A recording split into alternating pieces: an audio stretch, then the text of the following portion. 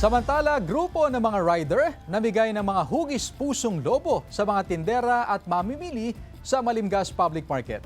Silipin sa report. Nagsama-sama ang mga miyembro ng isang grupo ng mga rider noong Valentine's Day. Hindi upang magkaroon ng travel adventure, kundi mamigay ng heart-shaped balloon sa ilang tindera at mamimili sa Malimgas Public Market sa Dagupan City. Pinuntahan ng mga tindera at personal na iniabot ang kanilang regalong kulay pulang lobo. Tradisyon na raw ng grupo ang pamimigay ng regalo tuwing araw ng mga puso. Ang purpose po namin dito para mapasaya po sila sa araw ng Valentine. Masaya po, magaan sa puso ko na may nakaalala po sa akin.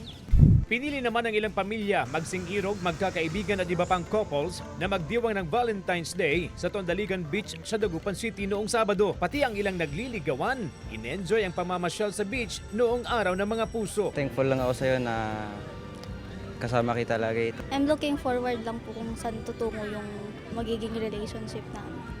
Sa Kasiguran Aurora, namigay ang mga pulis ng bulaklak sa ilang pasyente ng Kasiguran District Hospital noong Valentine's Day. Binigyan din ang ilang empleyado ng ospital bilang pasasalamat sa kanilang mga sakripisyo upang maihatid ang nararapat na serbisyong kalusugan sa mga pasyente.